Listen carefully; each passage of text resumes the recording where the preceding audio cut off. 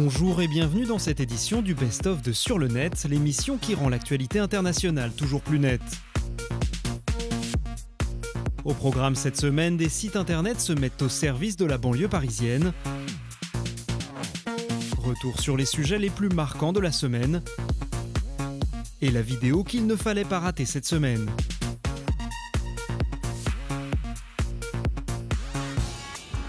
Ces jeunes issus de quartiers populaires rentrent de tournage.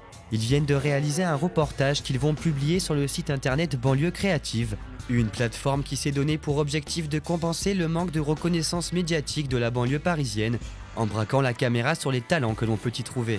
L'idée, c'est un média web qui rend compte de la créativité associative, artistique et entrepreneuriale des quartiers populaires. On fait ça, notre façon de raconter ces histoires-là, c'est notamment de faire des reportages vidéo.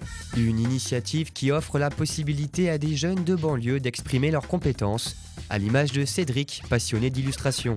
Au niveau de banlieue créative, au niveau des tribunes, quand il y a des interviews, quelquefois il y a des illustrations qui sont accompagnées. Donc il m'arrive justement d'illustrer certaines situations ou bien des choses de l'actualité. Comme je suis issu de la banlieue, donc il y a beaucoup de sujets qui me touchent, et dans lesquels je me ressens bien. Et ce que je fais, c'est que j'apporte une touche parfois humoristique. J'utilise beaucoup l'autodérision. J'ai besoin de montrer un autre regard de la banlieue avec ma plume. Montrer grâce au web qu'il y a une vie de l'autre côté du périphérique, notamment culturelle et artistique. Et c'est aussi le but poursuivi par les contributeurs du site Enlarge sur Paris. C'est un projet de journalistes qui habitent en banlieue, pour l'essentiel, en banlieue parisienne.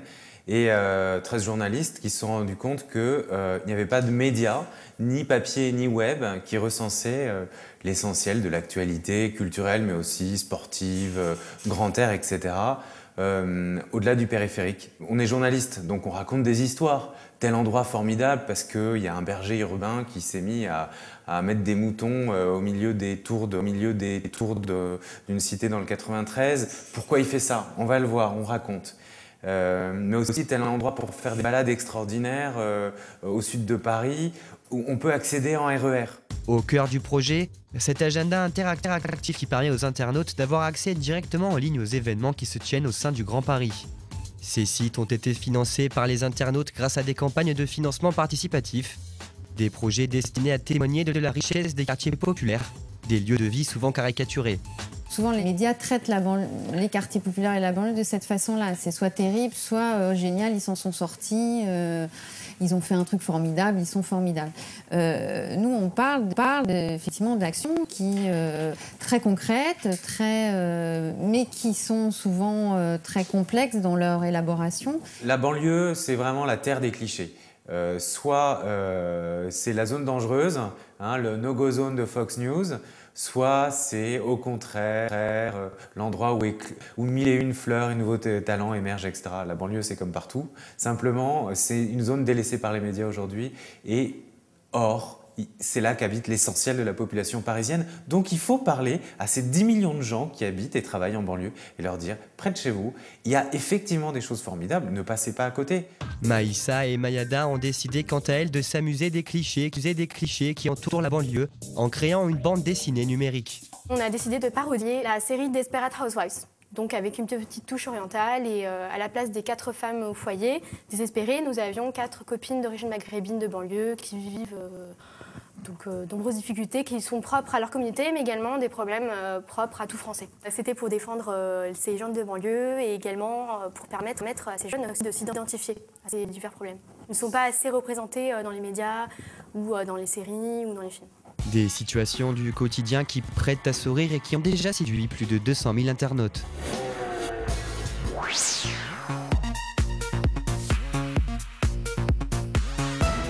Un peu plus d'un mois après les attentats qui ont frappé Paris, 2 fusillades ont éclaté samedi 14 février dans un centre culturel et à proximité d'une synagogue à Copenhague au Danemark. Des attaques meurtrières dont l'auteur présumé aurait été abattu dimanche matin par les forces de l'ordre locales. Des événements tragiques qui n'ont pas tardé à susciter de très vives réactions sur la toile des 4 coins de la planète sont en effet nombreux à s'être rués sur les réseaux sociaux pour faire part de leur émotion après les attaques ayant visé la capitale danoise. Des utilisateurs du web qui se servent notamment du hashtag #JeSuisDanois pour afficher leur solidarité avec les citoyens du pays. mais aussi pour exprimer leurs condoléances aux familles et aux proches des victimes qui ont perdu la vie au cours des 2 fusillades. Des actes largement condamnés par les responsables politiques de la planète qui ont eux aussi tenu à réagir sur Twitter aux attaques perpétrées ce week-end à Copenhague. Ainsi, le chef du gouvernement français Manuel Valls, le Premier ministre britannique David Cameron, ses homologues canadiens et espagnols Stephen Harper et Mariano Rajoy, ou encore Edgars Rinkēviks, le ministre letton des Affaires étrangères, ont tous rapidement pris la plume sur le site de microblogging pour dénoncer la barbarie de l'auteur des fusillades et témoigner de leur soutien aux autorités danoises. Mais si l'heure est avant tout au recueillement sur le web, certains ont de leur côté décidé de s'adresser directement aux terroristes et à leurs partisans sur les réseaux sociaux. C'est entre autres le cas des auteurs de ces messages publiés en ligne, qui préviennent ceux qui cherchent à mettre les démocraties européennes à genoux, qu'ils ne parviendront jamais à leur fin.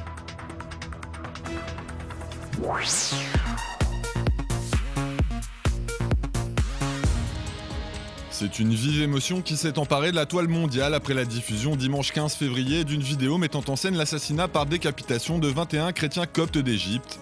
Des exactions revendiquées par la branche libyenne de l'organisation de l'État islamique, qui ont rapidement été condamnées par des milliers d'internautes des 4 coins de la planète. Ils sont en effet très nombreux à avoir investi les réseaux sociaux pour exprimer leur indignation face à cet acte barbare perpétré par Daesh, mais aussi pour présenter leurs condoléances aux familles et aux proches des victimes. Des utilisateurs du web qui se servent notamment des hashtags 21copte ou je suis copte pour afficher leur solidarité avec le peuple égyptien et pousser les responsables politiques internationaux à soutenir l'Égypte dans son combat contre le terrorisme islamiste. Et les appels à ne pas partager les images insupportables de l'exécution des 21 chrétiens coptes se multiplient également sur la toile, afin de ne pas participer à la propagande orchestrée par l'organisation de l'État islamique. Ainsi, les internautes sont plutôt invités à diffuser en ligne le nom des victimes assassinées dimanche, pour que leur mémoire ne sombre pas dans l'oubli. Mais si l'heure est avant tout au recueillement sur Internet, le gouvernement égyptien a de son côté choisi de réagir de manière musclée à cet événement tragique, en effectuant lundi des bombardements sur des positions tenues par Daesh en Libye. Une opération qui, selon un porte-parole de l'armée égyptienne, poursuivait un double objectif: venger les 21 personnes ayant perdu la vie, mais aussi signifier aux terroristes que l'Égypte n'hésitera jamais à employer la force pour se défendre.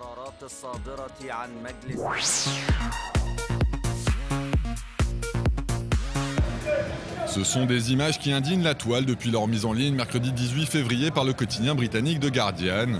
Un clip d'environ 1 minute filmé mardi soir dans le métro parisien, dans lequel on peut voir une poignée de supporters de Chelsea empêcher un homme noir de monter dans la rame uniquement en raison de sa couleur de peau, avant d'entonner un chant revendiquant leur racisme. Un incident survenu quelques heures avant le match de football opposant le club londonien au Paris Saint-Germain en Ligue des Champions, qui est unanimement condamné par les internautes. Ils sont en effet très nombreux à s'être rués sur les réseaux sociaux pour faire part de leur dégoût face à une telle scène. Des personnalités appartenant au monde du ballon rond ou de simples fans de football qui n'ont généralement pas de mots assez durs pour critiquer le comportement des responsables de l'incident et qui espèrent que les coupables seront rapidement retrouvés et sévèrement punis pour cet acte qualifié de stupide et de particulièrement abject. Un concert de condamnation auquel s'est également joint l'équipe londonienne. Dans un communiqué publié en ligne, les dirigeants du FC Chelsea ont ainsi dénoncé l'attitude répugnante de ces pseudo-supporters. Et le club ne compte pas en rester là puisqu'il a également lancé un appel à témoins sur son site officiel et sur Twitter, afin d'identifier au plus vite les personnes ayant participé à l'incident. Une affaire dont a finalement décidé de s'emparer le parquet de Paris en ouvrant mercredi une enquête à ce sujet. Une procédure dans le cadre de laquelle les autorités judiciaires françaises pourront compter sur le soutien de Scotland Yard, qui a proposé son aide pour retrouver les auteurs de l'acte raciste.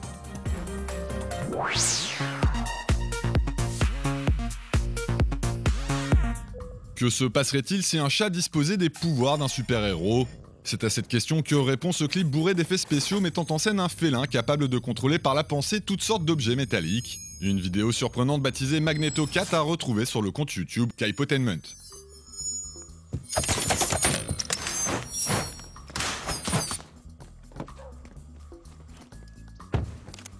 Weapon M is out of control. Initiate failsafe protocol.